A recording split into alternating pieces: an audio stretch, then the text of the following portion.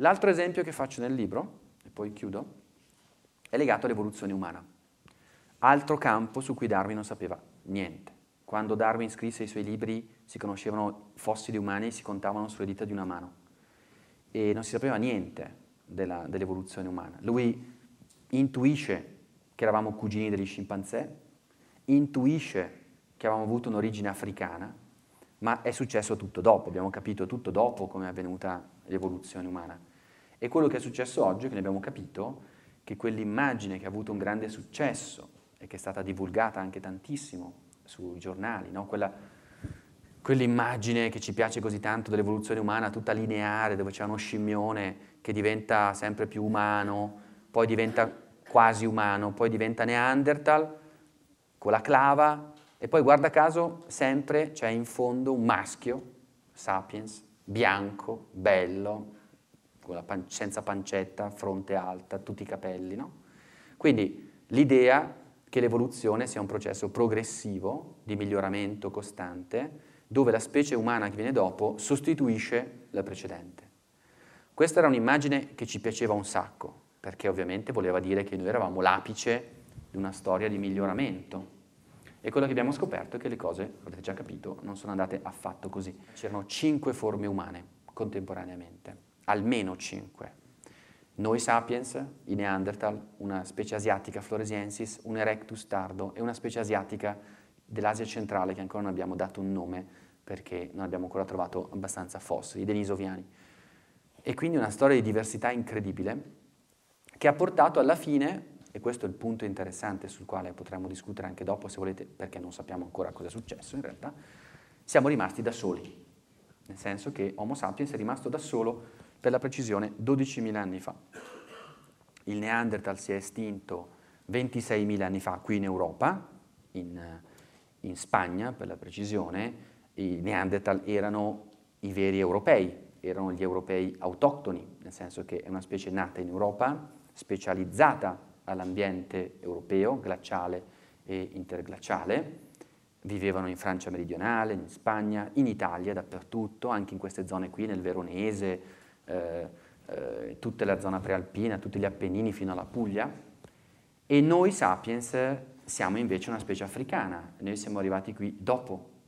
Non so se a Treviso si può dire questa cosa qua, però non ditelo tanto in giro, però no, non so se...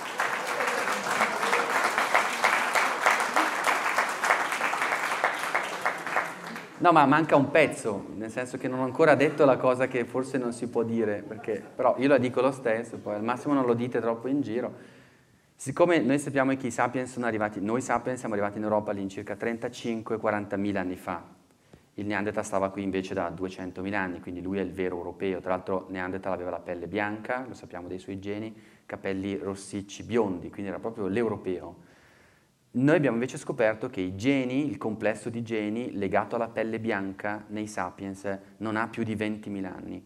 Quindi, mi spiace dirlo, ma i primi immigrati di colore in Europa siamo noi sapiens. È successo, è così. Quindi siamo arrivati dopo e la pelle bianca è un cambiamento che è avvenuto nella zona uralica per la prima volta e ha portato poi alla diffusione del gene per la pelle bianca soltanto in tempi recentissimi. Quindi noi siamo stati tutti di colore fino a poche migliaia di anni fa. Allora, tutte queste ricerche cosa ci fanno capire? Ho dimenticato l'ultima, si è estinta 12.000 anni fa in Asia, è l'Homo floresiensis, ancora molto tempo dopo. Se fate due conti, vuol dire, rispetto a quello che abbiamo studiato a scuola, le civiltà della scrittura, non so, le piramidi egizie, prendete quelle epoche, andate indietro poche migliaia di anni e su questa terra su questo pianeta c'erano altre forme umane, che è abbastanza impressionante, non ci aspettavamo assolutamente. Quindi oggi quello che non sappiamo dire è perché siamo da soli. Non diamo più per scontato di essere da soli, non riusciamo a capire perché siamo da soli. Eravamo in compagnia fino a poche migliaia di anni fa e non riusciamo a capire cosa è successo che ci ha portato a essere soli. Comunque sia, anche la storia umana è diventata oggi una storia normale, serenamente normale, nel senso che abbiamo imparato a raccontarla come quella di tutte le altre forme viventi, una storia ambientale, una storia piena di contingenze ambientali. Pensate che noi in più di un'occasione lo sappiamo per certo dalla genetica, ci siamo ridotti a un gruppo piccolissimo, nel senso che in più occasioni ci sia mancato un pelo che noi non fossimo qui, che ci estinguessimo. Secondo i dati, le proiezioni genetiche, ci sono stati almeno un momento della storia umana in cui gli esseri umani non sono stati più di 25-30 mila. Non so quanti abitanti faccia Mogliano Veneto, ma immaginatevi, ecco, immaginatevi che tutti i sapiens successivi, noi oggi siamo 7 miliardi, sono venuti fuori da Mogliano Veneto, da un gruppo di 25-30 mila individui, maschi e femmine. Quindi è un collo di bottiglia, si chiama strettissimo, e siamo sbucati fuori per un pelo, no? È mancato pochissimo che non ce la facesse. E questo è successo o per un'eruzione vulcanica catastrofica che è avvenuta 73.000 anni fa, oppure a causa delle oscillazioni glaciali e interglaciali. Non sappiamo esattamente ancora perché, ci sono questi vari modelli che ce lo dicono. Questo è soltanto ancora una volta un altro esempio di cosa vuol dire contingenza evolutiva. Perché allora la vita è inaspettata? È il fascino di un'evoluzione che non ci aveva previsto. Non vuol dire, preciso solo quest'ultima cosa, poi do la parola a voi, non vuol dire affatto sostenere che l'evoluzione è frutto del caso, banalmente, no? Come spesso si dice, ah vabbè, allora siamo figli del caso. No.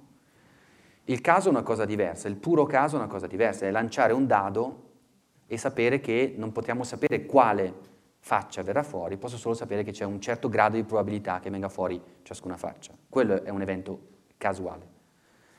La storia naturale è una storia in cui eventi casuali hanno avuto un ruolo, ma ci sono state anche delle leggi, delle regole del gioco. Quindi la contingenza è una storia in cui ci sono delle leggi del gioco, delle regole del gioco, ma non sono tali da rendere il processo prevedibile a priori. Quindi contingenza vuol dire imprevedibilità in sostanza, vuol dire che non c'è nessun algoritmo che vi può predire quale sarà il processo evolutivo prossimo. E questo è un messaggio molto bello, secondo me. È un messaggio liberatorio, è un messaggio filosoficamente che può essere interpretato in modo molto positivo, perché vuol dire in pratica che ci è stata data una grande occasione. Se noi siamo improbabili, e se non siamo previsti, e se in molte occasioni ci è andata bene, beh, vuol dire che la nostra presenza qui è una cosa preziosa, proprio perché è stata improbabile. E quindi, come diceva sempre Stephen Jay Gould, facciamone tesoro, cioè cerchiamo di usarla nel modo migliore possibile. E Gould diceva sempre, il modo migliore possibile è far sì che di generazione in generazione la terra che lasciamo sia almeno altrettanto dignitosa e salutare di quella che abbiamo immeritatamente spesso ereditato dai nostri antenati. Scusate se l'ho fatta troppo lunga, mi fermo.